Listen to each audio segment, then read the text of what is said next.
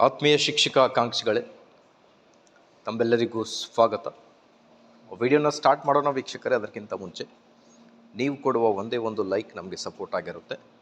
ದಯಮಾಡಿ ವಿಡಿಯೋನ ಲೈಕ್ ಮಾಡಿ, ಅದರ ಜೊತೆಗೆ ನಮ್ಮ ಯೂಟ್ಯೂಬ್ ಚಾನಲನ್ನು ಕೂಡ ಸಬ್ಸ್ಕ್ರೈಬ್ ಮಾಡಿಕೊಳ್ಳಿ. ವೀಕ್ಷಕರೇ, ಟೀಚರ್ಸ್ ರಿಕ್ರೂಟ್ಮೆಂಟ್ ಅಪ್ಡೇಟ್. ಮೇನಲ್ಲಿ ಶಿಕ್ಷಕರ ನೇಮಕಾತಿ ಅಧಿಸೂಚನೆ ಬರಬಹುದಾ ಅನ್ನೋದು ಒಂದು ದೊಡ್ಡ ಪ್ರಶ್ನೆಯಾಗಿರುತ್ತೆ. ಬನ್ನಿ, ಹಾಗಿದ್ದಲ್ಲಿ ಡೀಟೇಲ್ ಆಗಿ ನೋಡ್ತಾ ಬರೋಣ. ವಿಡಿಯೋನ ಲೈಕ್ ಮಾಡಿ, ನಮ್ಮ ಯೂಟ್ಯೂಬ್ ವಾಹಿನಿಯನ್ನು ಕೂಡ ಸಬ್ಸ್ಕ್ರೈಬ್ ಮಾಡಿಕೊಳ್ಳಿ.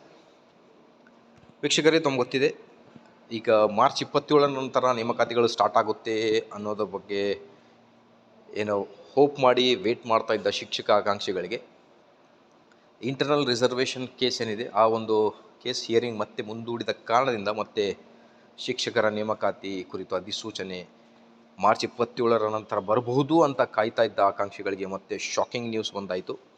ಹಾಗಾಗಿ ಏಪ್ರಿಲ್ನಲ್ಲಿ ನೋಟಿಫಿಕೇಷನ್ ಆಗೋದು ಮೇ ಬಿ ಡೌಟ್. ಹಾಗಾಗಿ ಮೇನಲ್ಲಿ ನೋಟಿಫಿಕೇಷನ್ ಆಗಬಹುದಾ ಅನ್ನೋದೇ ಪ್ರಶ್ನೆಗಳು ಕೇಳ್ತಾ ಇದ್ದಾರೆ ಆಕಾಂಕ್ಷಿಗಳು ಕಮೆಂಟ್ಸ್ನಲ್ಲಿ.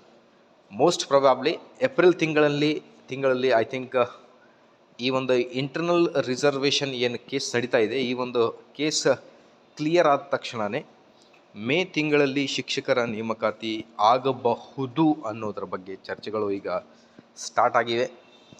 ಆದಷ್ಟು ಬೇಗ ನೇಮಕಾತಿ ಕುರಿತು ಅಧಿಸೂಚನೆ ಬರಲಿ.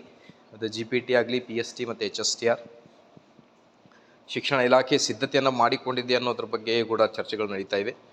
ಆದಷ್ಟು ಬೇಗ ನೇಮಕಾತಿ ಅಧಿಸೂಚನೆ ಬರಲಿ. ಮಾಹಿತಿ ಇಷ್ಟ ಆದಲ್ಲಿ please like, share and subscribe. Thank you friends.